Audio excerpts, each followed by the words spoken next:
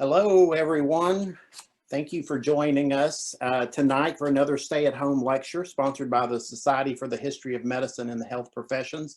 Glad you're here tonight.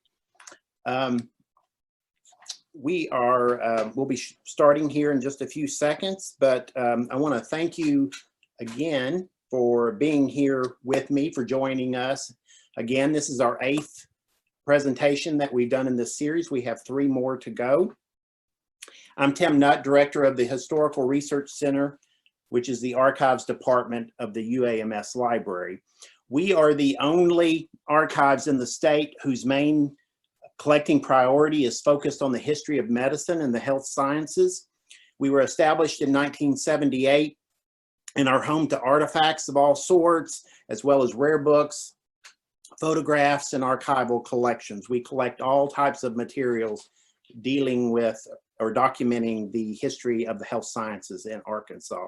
So if you have materials that do document the health sciences in Arkansas, we'd love to talk with you. We'd love to help you preserve those materials, and especially materials that document these pandemic times that we're in. Maybe flyers that you see around town telling you to stay 6 feet apart, or a mask that you no longer use. If you want to, we'd love to talk with you about preserving that. Even diaries or journal entries too, that you're keeping track of your daily life during these times. As I mentioned, tonight's presentation in this lecture series is sponsored by the Society for the History of Medicine and the Health Professions, which is the Friends Group for the Historical Research Center. If you're not a member of the society, I hope you will consider joining. The membership dues are inexpensive, $15 for an individual and $5 for a student membership. You have the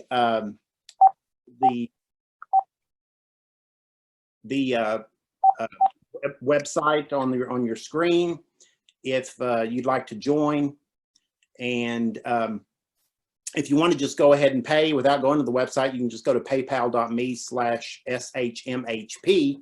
You're not looking at the presentation on African American doctor. To join right there. On your screen also are the contact information for the Historical Research Center. If you'd like to send us an email or call on the phone, you're more than welcome to do that. I invite you to come for a tour of the Historical Research Center when the campus opens back up. Right now, we'll let everything settle down a little bit, and then if you want to just give me a call or email, I'll be happy to set up a tour for you. Just a couple of notes: everyone's audio should be on mute. If not, if you sign on and your audio comes back on, I will mute you, and your video is not showing as well. As always, you will be able to ask questions using the chat box. If your chat box is not showing right now, there should be a command bar at the top of your screen where you can choose the chat box and just type in your question, and we'll be monitoring that. Before we jump into our presentation, I want to highlight a couple of our board members. John Wolf, many of you may know John. He's retired from the UAMS College of Pharmacy. He's been a board member for the society for many, many years, and he's one of our great friends and supporters, not only of the society, but the Historical Research Center. Steve Strode also is a strong supporter of the society. He's a family practice physician, mostly retired, and he's been our society secretary for a number of years, and we appreciate everything that Steve does and everything that John does. Now, just a few more notes. There will be 3 more of these presentations, as I mentioned. They're every first and third Thursday through September. Our next one is going to be August 20th, and we'll have Mary Ryan, Bill Russell, and William Lindsay talking about their new book, A Family Practice, The Russell Doctors and the Evolving Business of Medicine, 1799 to 1989. And then we'll have a presentation on midwifery in Arkansas by Jared Phillips, who's at the University of Arkansas in Fayetteville. And then I and Dr. Jim Mark Ingram will be giving a presentation on home medical remedies, the last one, September 17th. Now, speaking of, and also you'll notice that link at the bottom of the screen. That link is good for all of these presentations. It's the same link you used tonight to join. So keep that link handy and you can join any of these presentations. These presentations are also recorded. And so if you miss something or you want to go back and re-listen or re-watch this presentation, you're more than welcome to. Just go to our website and you'll see the link there. I mentioned Mary and Bill and William Lindsay's presentation. I want to encourage you to go to the UA Press website. Their book is published by the University of Arkansas Press. Right now, the press has their book on at a discounted price, and so I would encourage you to go and purchase a copy of that. All the material, a lot of the materials that were used in the book is actually held by the Historical Research Center. Now let's get to our lecture. I'm very pleased to welcome Tom Dillard here tonight. He's been a good friend of mine for a number of years. He's a respected historian, former director of the Arkansas Department of Arkansas Heritage. He's the founder of the Butler Center for Arkansas Studies at the Central Arkansas Library System.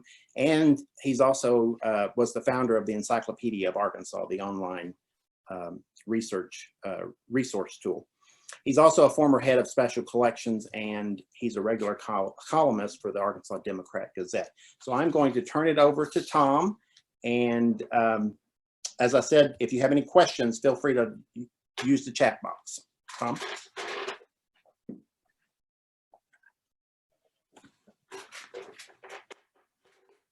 Thank you, Tim. It's a real pleasure to be here. I do not claim to be an authority on the history of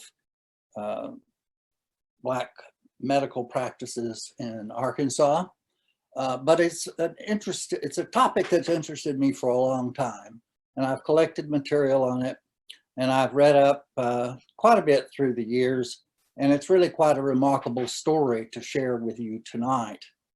I think an important point to begin on this is that before there were professionally trained doctors in Arkansas, there were large numbers of people who were called doctors. This is true of both whites and blacks. People who were self-trained, or maybe they apprenticed under somebody, or more likely they might be a herb doctor. In other words, somebody who used their own herbal concoctions in order to treat people. Those were often called yarb doctors, a corruption of the word herb. This business about other kinds of doctors who preceded the professionally trained doctors, sometimes they were pretty much charlatans and sometimes not.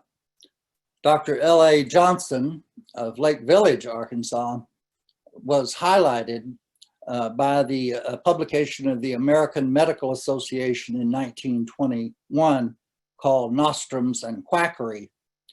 And he described himself or advertised himself in Lake Village as a master of the 6th and 7th book of Moses, chiropractic, phrenology, philosophy, anatomy, telepathic mentalist, pathology, chemical spirit binding, American University of Chiropractic, astrology, neurology, myology, angiology, and more.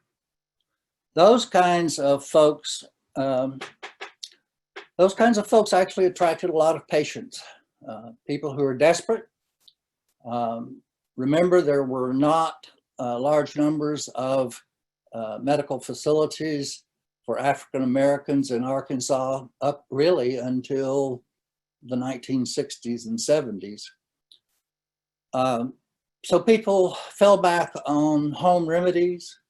They would often ask for assistance from friends and relatives who might be able to provide some sort of help. Often though, they did end up being treated by people who were not really knowledgeable in the field of medicine. Dr. C.M. Wade, a Black doctor from Hot Springs in 1898, speaking to the Arkansas Medical, Dental, and Pharmacy Association. He said, quote, "It is needless to enumerate our various trials with patent medicines.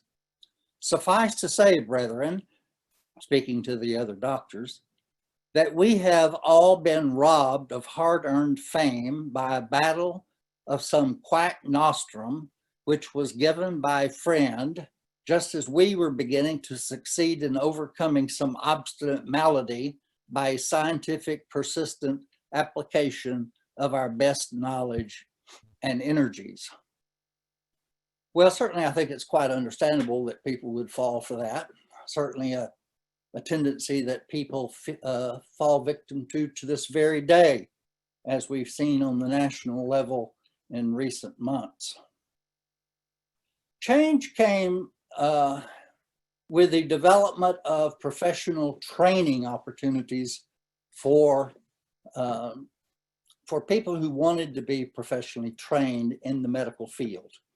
The oldest Black medical college is the Howard Medical School, established in November of 1868. Howard was a very important institution. It did have some federal government support, which a lot of the other Black colleges of medicine did not have, and was on a little firmer grounding, and still exists to this very day. The Leonard Medical School at Shaw University was established, this is in North Carolina, in 1875 by the American Baptist Home Mission Society, and the state of North Carolina provided some land for it. The third medical school, and this was really important, was the Meharry Medical College, established in 1876 in Nashville, Tennessee, as a part of Fisk University. Interestingly, the college was named after the two sons of Irish immigrants, the Meharry brothers, endowed that medical college with a $30,000 gift in 1876. It gave them enough of a footing to persevere. There were a total of about, I think, 11 or 12 schools that trained Black doctors. But after the Flexner Report was issued in 1910, analyzing the quality of medical education, not only in Arkansas, but in the whole nation, not only Black colleges, but whites also, the Flexner Report ended up closing many of the medical schools in the country, including all of the Black medical schools, ultimately with the exception of Meharry and Howard. And Meharry really produced a large number of graduates for Arkansas. As time went by, the growing number of trained medical professionals in the African-American community made it necessary for them to associate. Doesn't seem to work when I'm trying to do this. They were able to I have to click on video and then click on verbal. Where's the video? You've got the video. You just need the audio. I know that, honey.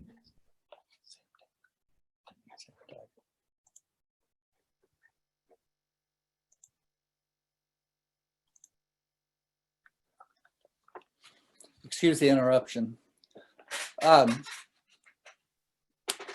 As the number of professionally trained Black doctors and other medical professionals grew in number in Arkansas, there emerged a need for an association of some sort.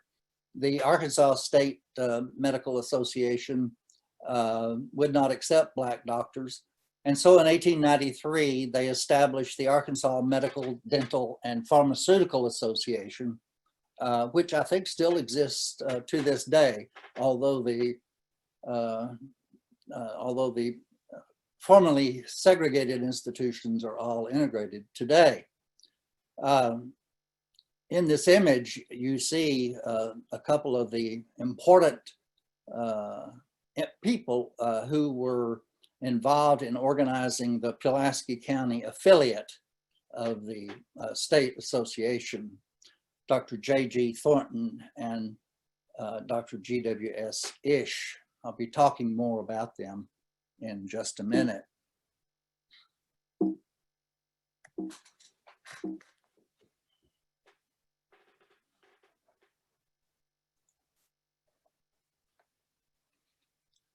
With the passage of time, it also became more and more important to establish hospitals for the African American population.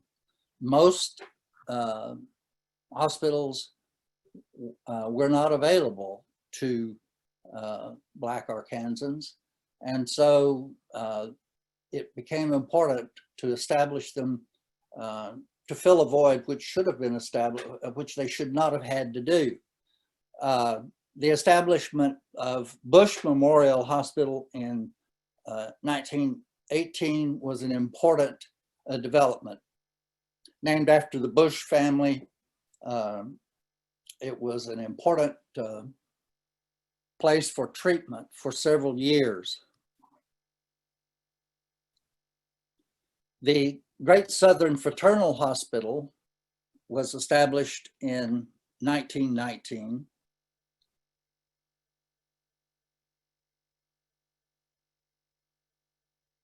The United Friends Hospital was established in 1922. This was probably the longest lived of the Black hospitals. United Friends was open in some form or another all the way until 1970. The African American fraternal organization called the Mosaic Templars established a hospital as an annex to their state headquarters at 9th and Broadway in Little Rock. This was a real hospital with almost all of the features that you would expect in a modern hospital at that time. The fraternal organizations were very, very important in providing medical assistance to Black Arkansans.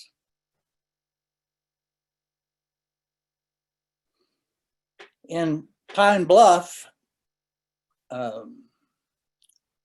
Monsignor Lucy was instrumental in helping establish a hospital for Black residents of Pine Bluff. I do not know how long this hospital lasted, but there were many other people who were active in getting it going, and Monsignor Lucy had played an important role in education for Black Catholics, and here he is extending that to providing medical facilities. I want to talk with you a little bit about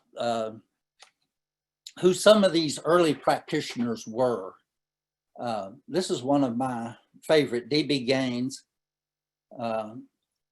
He wrote a book called Racial Possibilities as Indicated by the Negroes of Arkansas, a title which I'm sure did not lend itself to good marketing, but a book that's really important because of its early look at the Black people of Little Rock. And he was an interesting man. He was interviewed for the slave narratives, and he pointed out in there that, quote, "I was named for my father's master's brother, Dr. Bluford Gaines, My name is Dr. Bluford Gaines. Of course, I am a doctor, but my name is Doctor too. So Dr. D.B. Gaines was Dr.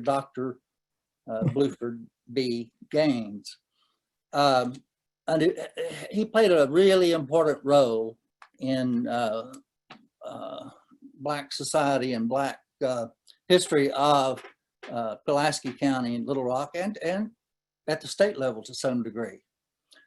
He was born in South Carolina.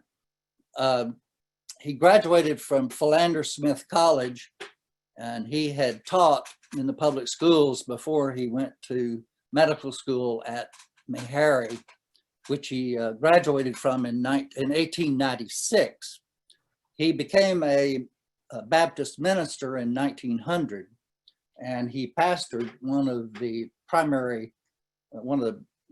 large Black Baptist churches in the city of Little Rock, Mount Pleasant Baptist Church, for over 40 years.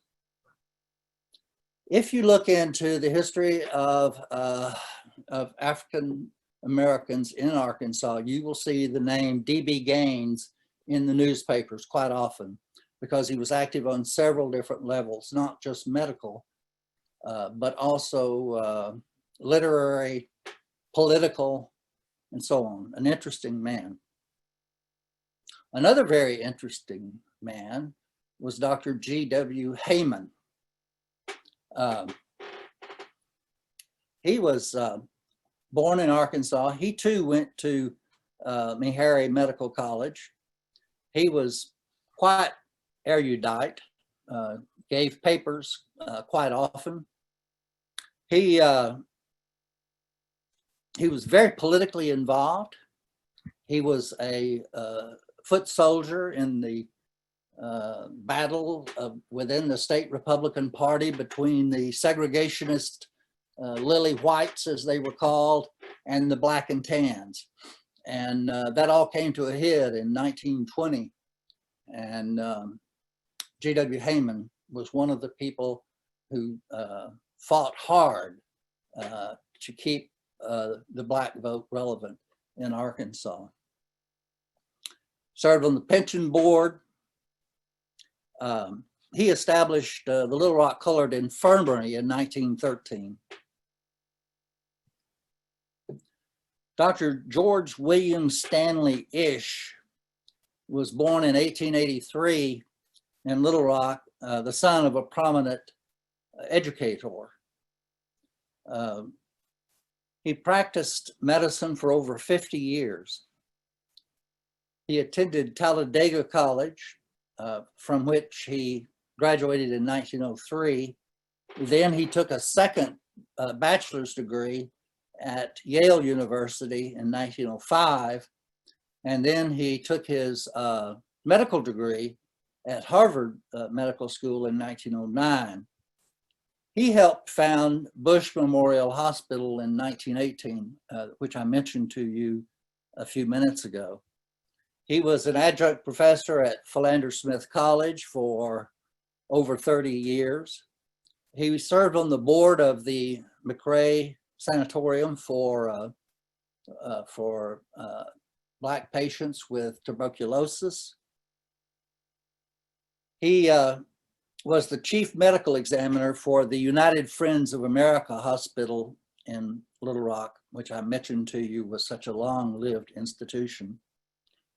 He did not die until 1970, after a long life of great contribution. You see an emblem at the bottom of the screen here, and Tim tells me that that is the shield of the Ish House at UAMS, a way of recognizing his contributions to medicine in Arkansas. Many of these pioneering doctors are not well documented at all. We have to search for every little bit we can find in newspapers and that sort of thing. Dr. Fred T. Jones is a bit better documented. He was a native of Louisiana, born in 1877. He attended Bishop College in Texas, Branch Normal College in Pine Bluff, which of course later became Arkansas A&M College, and then today is UAPB. He graduated from Meharry Medical College in 1905, and his first location of employment was Shreveport, Louisiana, where he opened the first hospital for Black citizens in that city. He moved to Little Rock in 1917 with the understanding that he would help set up a hospital, which became Bush Hospital, established the following year. He created the great Southern Hospital, which had its own nurses training school. He created the Pine Bluff branch of the Great Southern Fraternal Hospital. Unfortunately, he died at age 61 in 1938. J.M. Robinson, a Mississippi native, born around 1880. He went to Rust College, and then he attended Knoxville Medical College. Knoxville Medical College in Tennessee was not in operation a great number of years, but it did produce several graduates, including Dr. Robinson. He too helped establish the Bush Memorial Hospital, and like Dr. Heyman, he was also very active politically. J.M. Robinson goes down in Arkansas history not only as a pioneer in the medical field, but also for his work in establishing the Arkansas Negro Democratic Voters Association. He, not quite single-handedly, but with help, he was able to, starting in 1928, he was able to push and prod until finally in the 1940s, late 1940s, the Democratic Party opened its primary to Black voters. You also notice on the screen here that he had a rather notorious trial where he was charged with and convicted of killing a man, apparently in a love triangle, the best I could figure out. Anyhow, J.M. Robinson, an important man in Arkansas medical history and Arkansas political history. J.G. Thornton, he was a native of Missouri. He was also a graduate of Meharry, and he practiced in Little Rock. Around for a long, long time, a steady, stable presence in the community. Let's take a look at some of the early practitioners at other locales. N.B. Hauser practiced in Helena. There were several Black doctors who practiced in Helena through the years. Hauser was born in North Carolina, went to Biddle University, graduating in 1887, and then he attended the Leonard Medical School at Shaw University, graduating in 1891. He practiced, he opened his practice in Helena in 1901. He, like several other pioneering Black doctors, he opened a drug business in conjunction with his practice. One of the challenges facing Black doctors throughout the Jim Crow South was making a living. The clientele was not able to pay very high fees. And in doing research on these doctors and many other Black doctors, you see over and over again stories about how hard it was to collect cash and how often they had to settle for, 2 dozen eggs and a chicken or something like that. It was not easy to make a living. And sometimes doctors branched out, such as in the drug business. N.B. Hauser. Dr. Robert D. Miller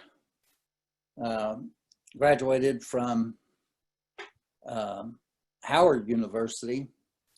He was born in 1908, part of an old and important family of African-American leaders in Helena.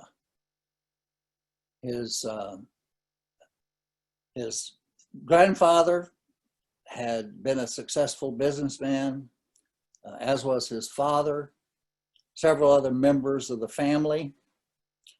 After the 1919 Elaine race massacre, in which members of Dr. Miller's family, including medical practitioners, were murdered, his family sent him to Boston to get him out of that area, and he graduated from Cushing Academy in Boston, went to Howard and then Meharry, taking his degree in 1933.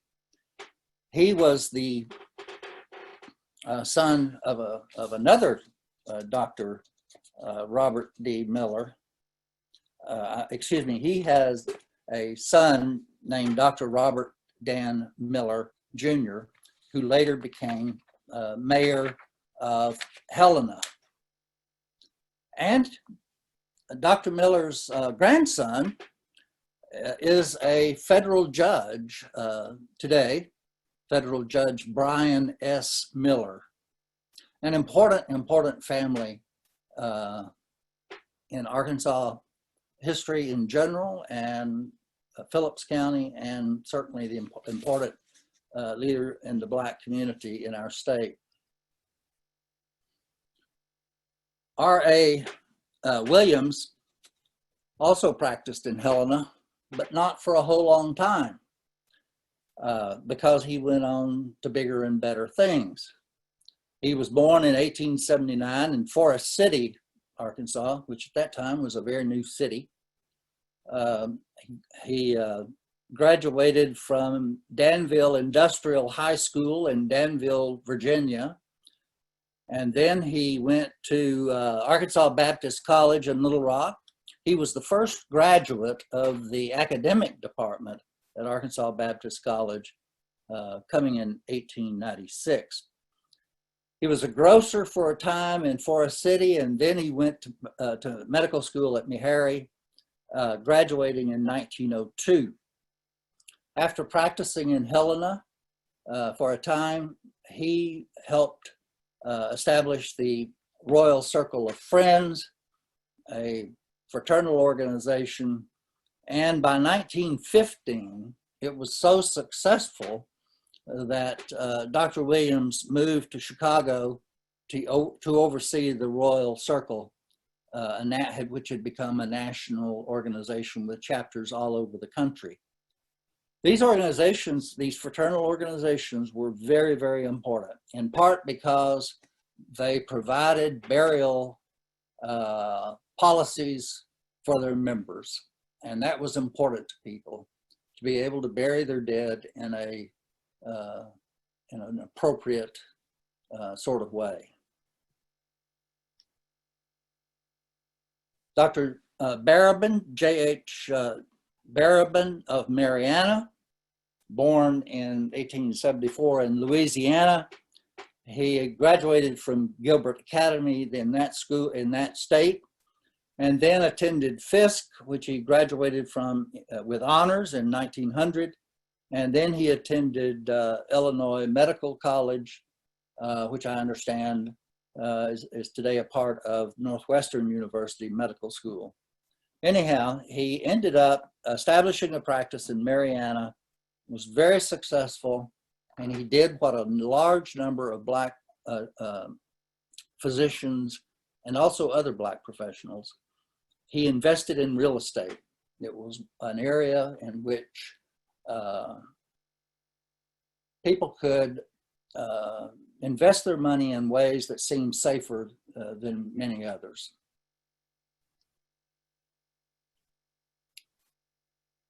Dr. William B.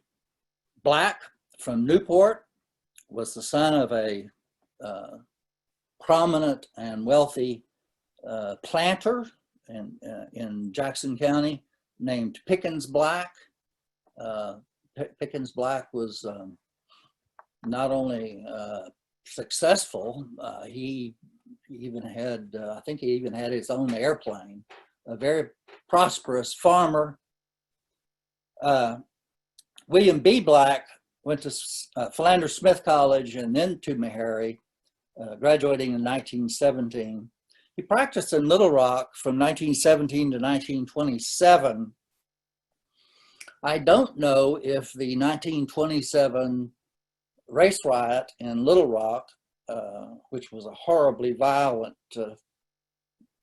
event, I don't know if that caused him to move to Newport, but he moved his practice to Newport in the aftermath of that event and practiced all the way up until 1960. J.W. Rowland was a prominent doctor in Pine Bluff. He too was a Meharry graduate, 1887, and he too owned a drugstore. Interestingly, he died while he was still young, only about 45, while on a house call. And according to the newspapers, he tried to revive himself with an injection while he was sitting in a chair in this sick lady's room. Anyhow, a tragic death at the age of 45. Dr. C.M. Wade of Hot Springs was prominent in Arkansas Black medical circles for many, many years. He gave a lot of lectures on subjects such as hygiene and that sort of thing. And he helped provide medical services for many of the African Americans who came to Hot Springs seeking to benefit from the waters there. Well, I hope this has been of interest to you.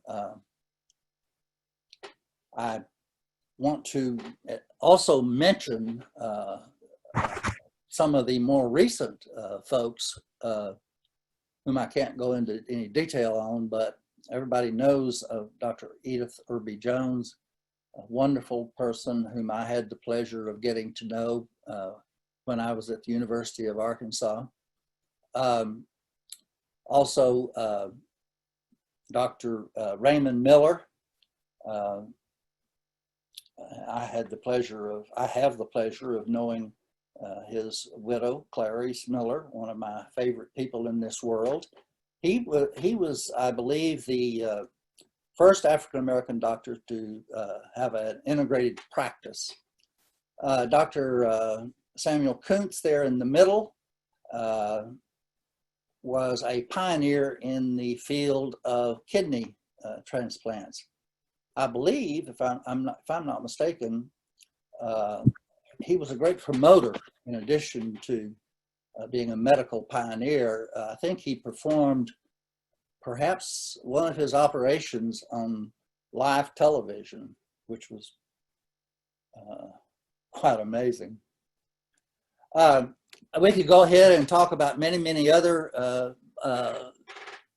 African-American doctors and pharmacists and dentists and all sorts of things. There's a huge, huge story there still to be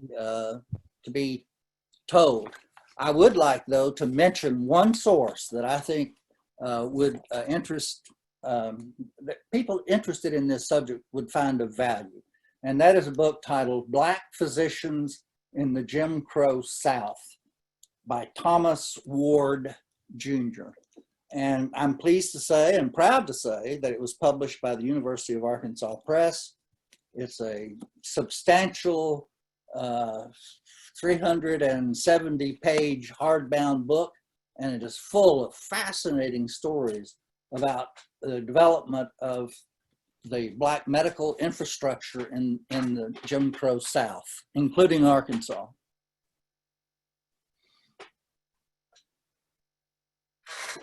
I'm going to turn this back over to Tim. Thank you, Tom. We're going to open it up, and if you have any questions, please feel free to type them into the chat box, and Tom's right here, so he can answer anything, any questions that you might have. I'll give anyone a few seconds to give you a few seconds to type something in. And if you'd like to, if you did not get the title of that book, if you want to send me an email, I'll type my email into the chat box.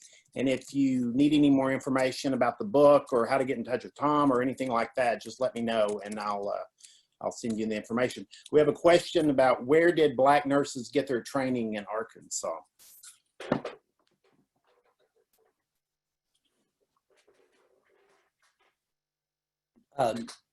I think most of them who had training were educated in the early years. I'm talking about in the latter decades of the 19th century and the early part of the 20th century. I think most of them were probably trained at the hospitals that we had here in the city. Most of them also had nurses training programs. Also, a woman by the name of Lena Jordan established her own sort of a hospital, which was a nurses training facility, and turned out a number of nurses. I'm sure that there were also nurses trained in other states who moved here. And then, of course, eventually, the various colleges in Arkansas started offering nurses training. And once those colleges were integrated in the 50s, in the 1950s, then nurses education became readily available. You see the question on the screen? Can you see that? When did we start to desegregate? When did we start to desegregate here? If you're talking about desegregating the hospitals, I would say that was probably in the 1950s and 60s. Some of them did it at some time, earlier than others. If you're talking about desegregating the schools, the medical colleges, Arkansas was a pioneer in that when we accepted Edith Irby Jones at what became UAMS in 1948. So that will give you an idea of when it started. And it picked up quite rapidly in the 1960s and on. I should also point out that many northern institutions, medical training institutions accepted Black students, some of whom came here. I mentioned earlier Dr. Ish having a degree from Harvard. So they all weren't educated here in the South. There were some educated elsewhere.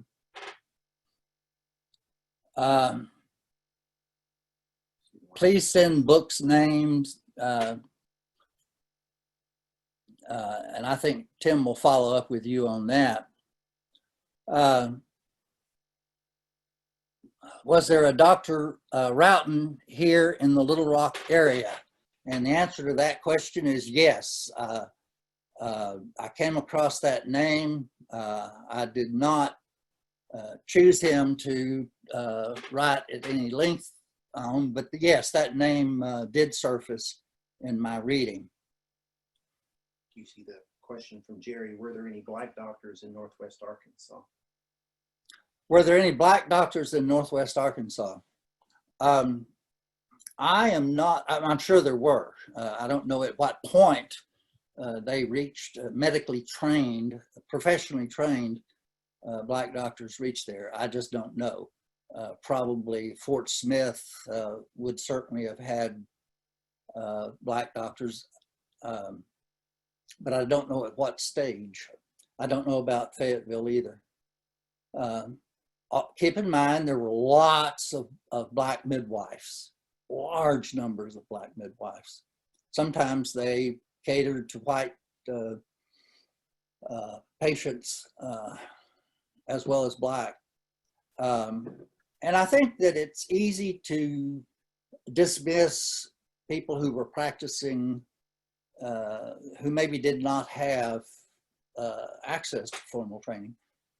Remember, most doctors, most white doctors in Arkansas did not have professional medical training until in the 20th century. If you look at the gazetteers of Arkansas, you'll see that every little crossroads had a blacksmith, a general store, a post office, and a doctor. And those doctors usually didn't have any more medical training than I do, which is to say, none. Other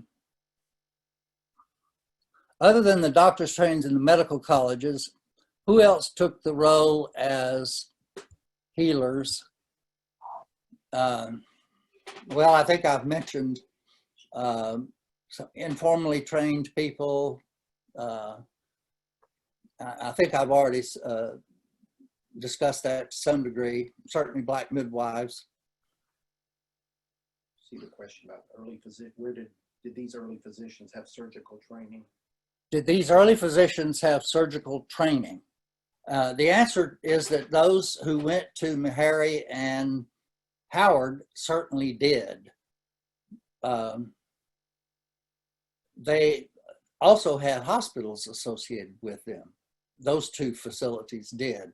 Not all of the Black medical schools, most of which were closed by the Flexner report, not all of those had real clinical facilities, but those two institutions did. So all the doctors here from Meharry certainly had training in some aspects of surgery, professional training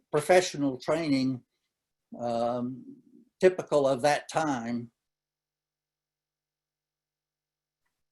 Any other questions?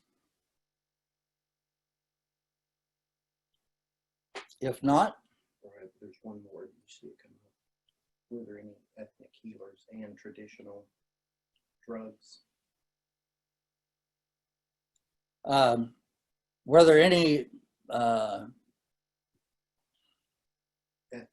ethnic healers and traditional drugs? And traditional drugs? Well, I'm sure there were.